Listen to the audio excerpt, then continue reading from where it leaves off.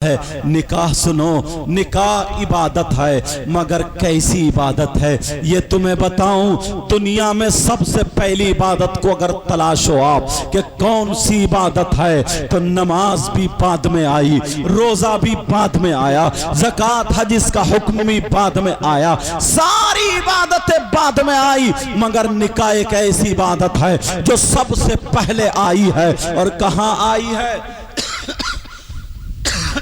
कहां आई है ये भी बता दूं। उस वक्त निकाह जैसी इबादत आ चुकी थी जब दुनिया पे किसी इंसान ने कदम नहीं रखा था, दुनिया पे कोई इंसान नहीं आया था। हाँ, एक इंसान जन्नत में आया था, अल्लाह अल्लाह जिनका नाम हजरत आदम अलैहिस्सलातु वस्सलाम है। हजरत आदम अलैहिस्सलातु वस्सलाम का निकाह जन्नत में हुआ था, हजरत हव्वा के साथ हुआ। सबसे पहला निकाह जन्नत में हुआ है। और जरा अगर ढूंढो तलाशो, सारी इबादतें दुनिया ही में है, दुनिया से जाने के बाद ये इबादतें खत्म हो जाएंगी। अब हश्र में या जन्नत में जाओगे तो जन्नत में नमाजें नहीं पढ़ी जाएंगी, रोजे नहीं रखे जाएंगे, ज़कात और हज नहीं दिया जाएगा। ये सारी इबादतें दुनिया में है, मगर निकाह जैसी इबादत तुम्हारे साथ जाएगी। जन्नत में निकाह होगा, मोमिनीन का, मोमिनात से जन्नत में निकाह होगा। ये वो इबादत है जो सबसे अव्वल भी है, सबसे आखिर भी है। और सुनो प्यारे, ये निकाह के बारे में सुनो, फकी अबुल्लैस फरमाते हैं, क्या फरमाते हैं कि जब निकाह होता है उससे पहले सुनो, चार चीजें हैं निकाह के लिए। निकाह चार चीजों की वजह से होता है। नबी फरमाते हैं, एक तो लिमालिहा, दूसरा लिहसबिहा, अल्लाह अल्लाह, तीसरा जो आता है, पहला जो है माल के जरिए, माल की वजह से निकाह होता है।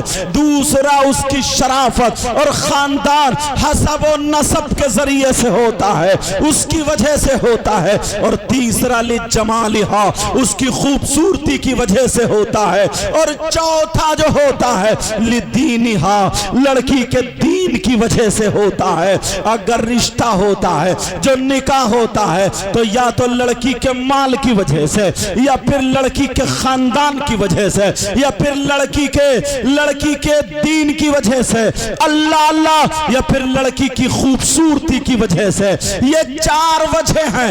नबी फरमाते हैं, इन चारों वजहों में अगर तुम्हें तलाशना है तो उसके दीन को तलाशना, अगर तुम्हें देखना है तो उसके दीन को तुम्हें देखना है। मगर लोगों को क्या हो गया है, ना तो उस लड़की के दीन को देखते हैं, ना उस लड़की की खूबसूरती को देखते हैं, ना उस लड़की के खानदान को देखते हैं। अगर देखते हैं अल्लाह अल्लाह तो उसके माल को देखा करते हैं। जरा तवज्जो रखो, अब तो सारे के सारे लोगों की अगर नजर आ जाती है तो सिर्फ उसकी बिल्डिंग पर आती है, उसके माल पर आती है। माँ, दूल्हा मियाँ की माँ अपने चक्कर में रहती है कि माल मुझे मिल जाए, बाप इस चक्कर में रहते हैं माल मुझे मिल जाए, रिश्तेदार इस चक्कर में रहते हैं कि हमें कुछ मिले, और दूल्हा मियाँ इस चक्कर में रहते हैं कि हमें कुछ मिल जाए। अल्लाह अल्लाह, यही वजह है। अगर माँ को कुंडल मिल जाए, माँ को झुमकियाँ मिल जाए, माँ को सोने की कोई टूब मिल जाए, तो माँ की मर्जी उसी लड़की से शादी करने की होगी, भले वो पर्दे से रहे या ना रहे, भले वो नमाज पढ़ती हो या ना पढ़ती हो, भले वो कुरान पढ़ती हो या ना पढ़ती हो। ये माँ बह गई सोने की एक चीज पर। बेशक, सुभान अल्लाह।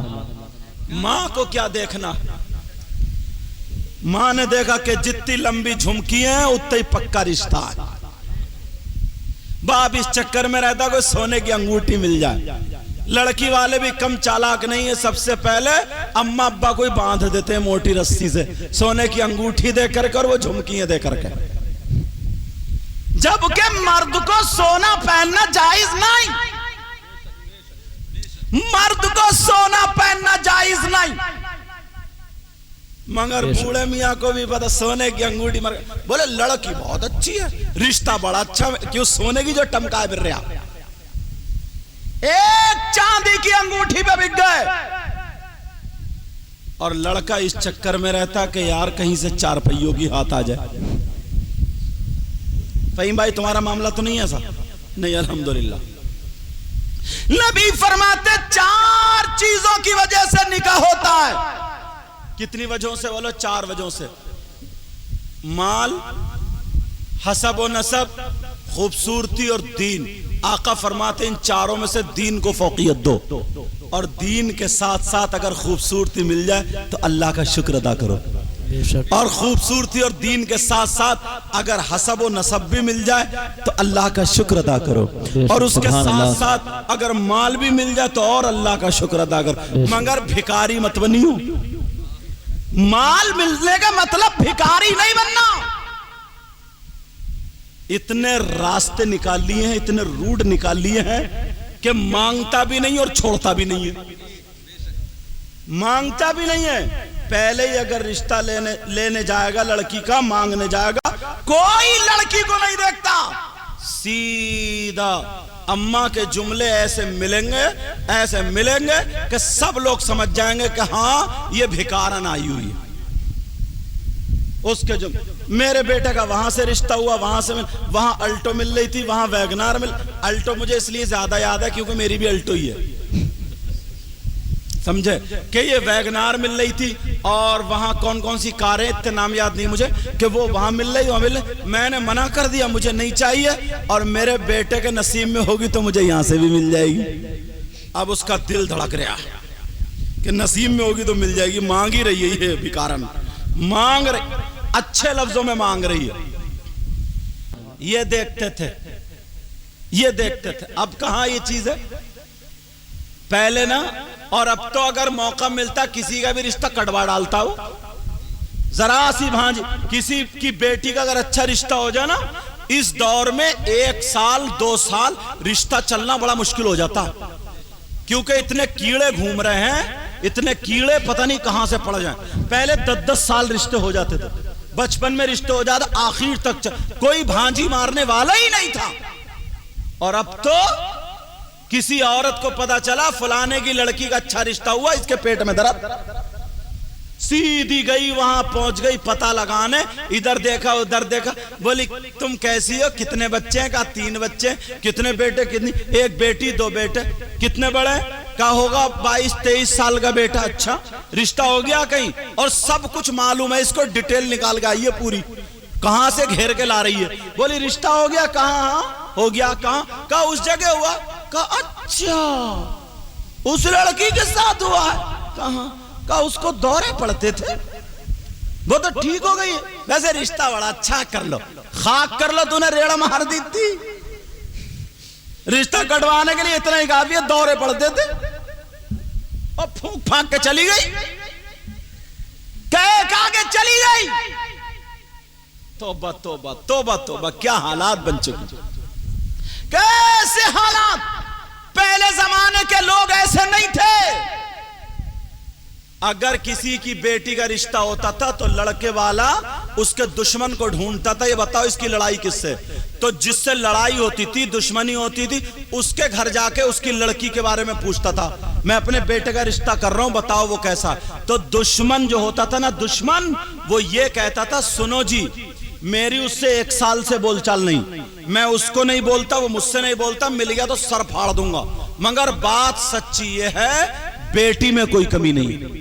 वाह वाह वाह, सुभान अल्लाह, सुभान ये अल्लाह। दुश्मन की बोली होती थी।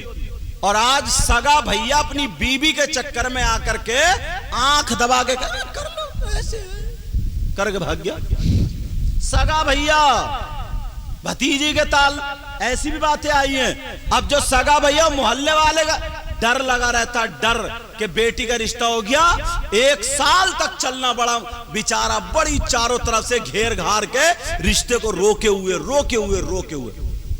एक तो वैसे ही लालची इंसान रहे, कहेगा भी ये मुंह से कि मुझे कुछ नहीं चाहिए, और नियत ये कि पूरा घर बांध के ले जाऊं। पहले दुश्मन भी किसी की बेटी के भांजी नहीं मारता था। ये कह दिया गया सुनो मेरी बोलचाल उससे नहीं है, मगर देखो लड़की में कोई कमी नहीं है, वाह तुम्हें इससे कोई मतलब नहीं है, और अगर मेरे मोहल्ले में आ गया सर फाड़ दूंगा उसका मैं। ये सब बातें थी, वो मर्द थे मर्द, और अब तो हिजड़ों वाला काम कर रहे हैं। पहले वो मर्द थे मर्द, सामने से लट से लड़ते थे, सामने से सीना सामने निकाल के आ जाते थे, और अब तो मुनाफिक है मुनाफिक, मुनाफिक है मुनाफिक, आस्तीन का सांप बना पड़ा, कोई पता नहीं कौन दोस्त है कौन दुश्मन है। जो तुम्हारे यहाँ 2 टाइम चाय पी लिया, जो तुम्हारे गले में हाथ डाल लिया, इसका भी भरोसा नहीं अब। बेशक पहले अगर दोस्ती होती थी तो तुम्हें मालूम है दिल और जिगर से दोस्ती होती थी। दोस्त दोस्त की बहन को ऐसे भात देता था, ऐसे बिया शादी में जैसे सगी बहन के साथ, और वो दोस्त की बहन दोस्त को ऐसे समझती थी जैसे सगा भाई हो। और आज तो आप कहोगे माफ करना, थोड़े खुले जुमले बोल रहे हो, आज अगर ये दोस्त दोस्ती कर रहा तो या तो उसकी बहन पे गलत नजर, या बीबी पे गलत नजर, या किसी और इसको लालच है, चाहे माल का लालच हो, बहन बेटी का लालच हो, बीबी का लालच हो, कोई ना कोई लालच है। अगर दोस्त है तो मुश्किल से